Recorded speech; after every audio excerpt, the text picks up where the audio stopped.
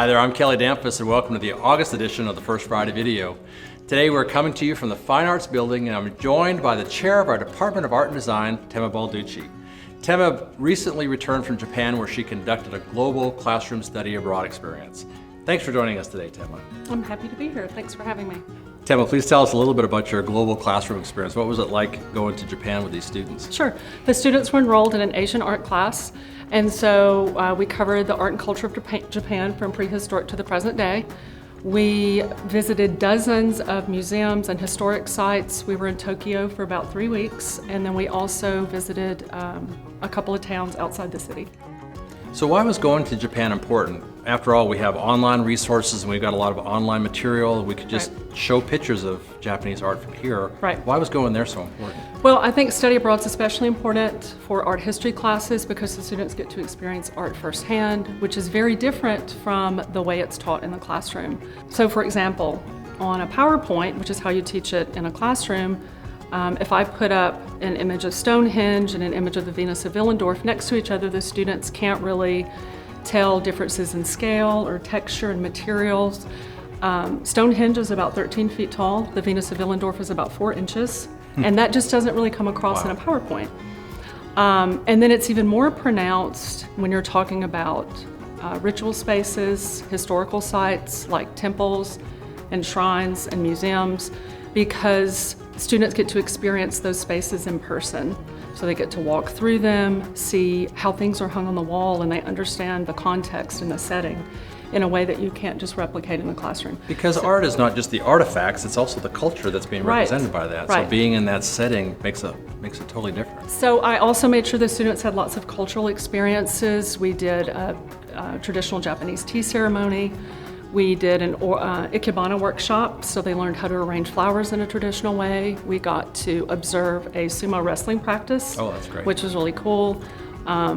We got to make our own paper, so we did lots of really cool things like that. So what do you think the impact was on the students who went? I think it was immense. So in addition to experiencing the art and culture firsthand, they were really immersed in everyday Japanese life. Most of these students had never been outside North America. Some of them had never even flown before. Wow. But I felt like they were all really up to the challenge and really embraced being outside their comfort zone. So by the end of the trip, we had all learned a new currency, we had eaten new foods, we had figured out this really complicated metro system in the largest city in the world, and we managed to communicate when we couldn't really speak the language.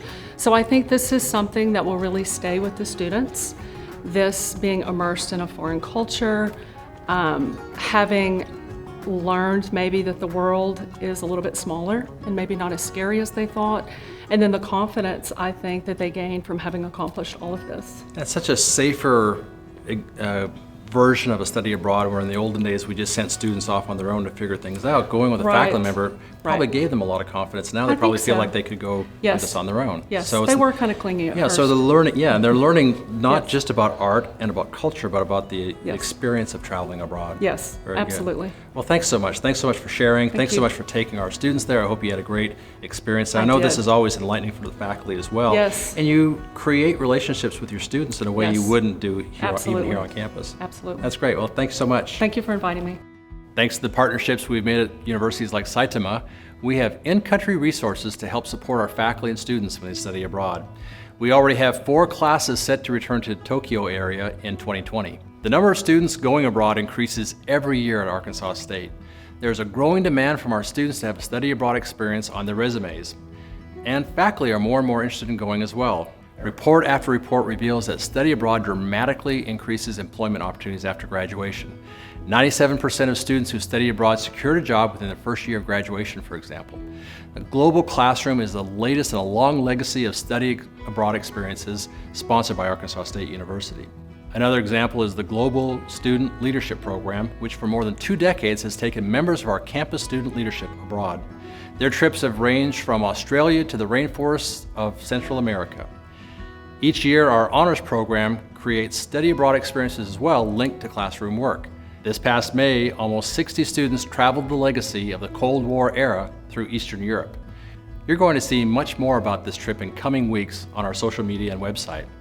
And even athletics is involved. Our athletics director, Terry Mahajer, started one of the first department-wide study abroad programs in America for our senior Red Wolf student athletes several years ago.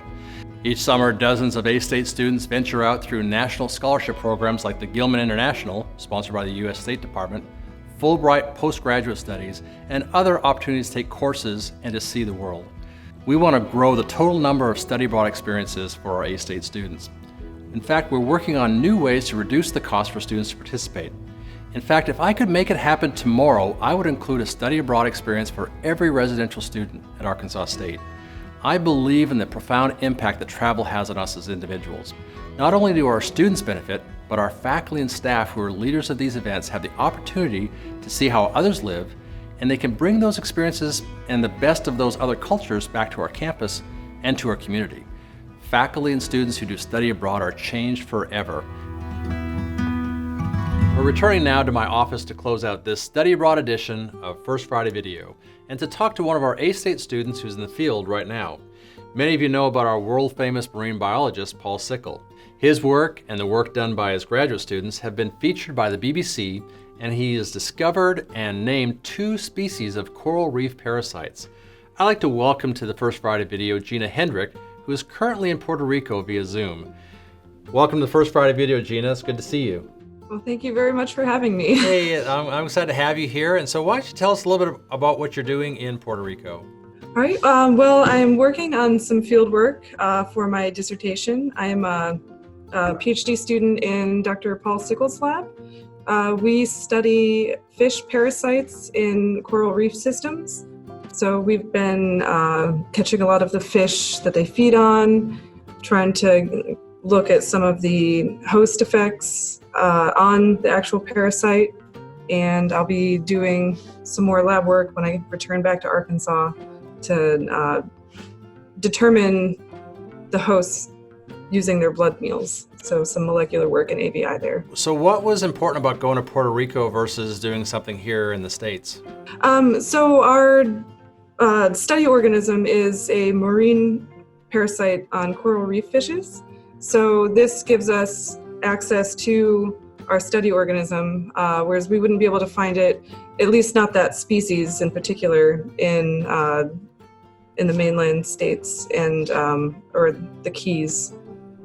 So Puerto Rico, this lab is a very nice lab that has really good access to all of the coral reefs, beautiful coral reefs, which our parasite lives on.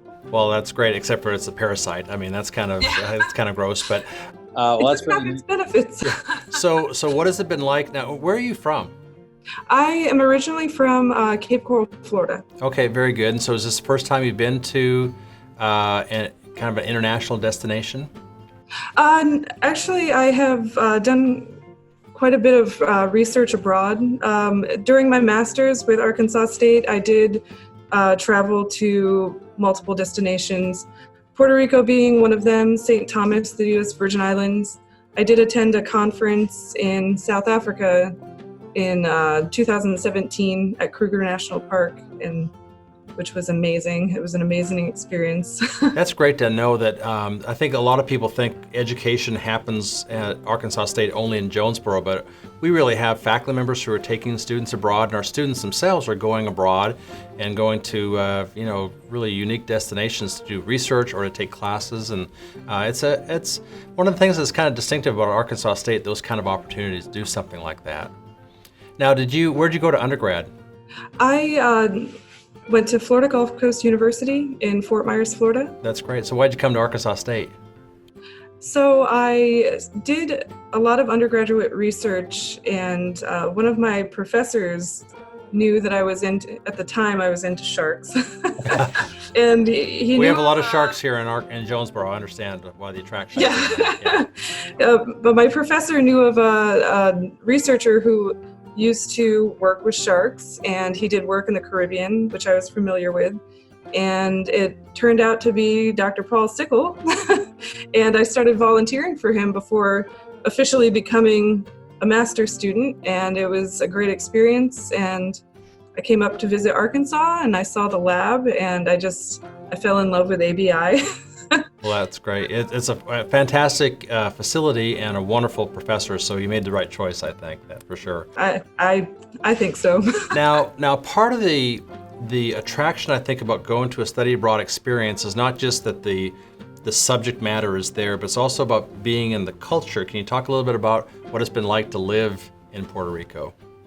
It is a little bit different. I am not a good Spanish speaker, but over the past couple months, I've learned to communicate. I took all the wrong languages in high school, I've come to find out. So now this is really, I believe it's giving me a really good experience to really immerse myself in an area where it's mostly Spanish speaking. So I've had to force myself to learn, and I think I'm doing pretty well.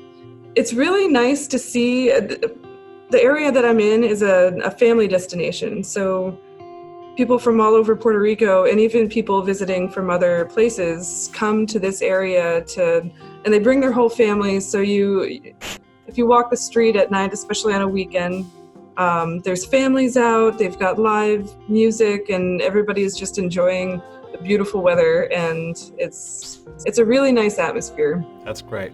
Well, thank you so much for sharing with us what you're doing on your study abroad trip, and we're really excited about having these kind of opportunities for our students. I think it's great for our students to be able not to just be taking classes in the classroom or in the laboratory here in Jonesboro, but to actually get to go to foreign or international destinations, or even in this case, Puerto Rico is one of our territories. But it just adds something, I think, special to our educational process to give students that opportunity. So thank you so much for taking time out of your day, and don't get any of those parasites too close to you. And have a great visit. When are you coming back? I am planning on arriving back in Jonesboro on August 15th, but that's if my experiment works out well. Well, it's like 80 degrees here right now, so I don't know if you know that, but we're going through a cold front that came through, and so I hope the weather stays that way through August 15th, so you get to experience some of that. All right, I'll talk to you later. All right, thank you. Bye, Gina. Bye. I want to close today with the words of a pretty famous traveler who came from right here in the Upper Delta region. He said this: "You will be more disappointed by the things that you didn't do than by the ones that you did do. Throw off those bowlines. Sail away from the safe harbor." The Samuel Clemens that folks around Missouri knew was transformed by his travels around the world into the legendary Mark Twain. We want that for every one of our Red Wolves. So imagine how great it would be if every one of our students that came to Arkansas State University went on a study abroad experience. I think that'd be fantastic. Well, that's it for the First Friday video for August. If you need to reach me, don't forget you can follow me on KDAMP on social media, or you can always email me at chancellor.astate.edu. All right, wolves up, everyone.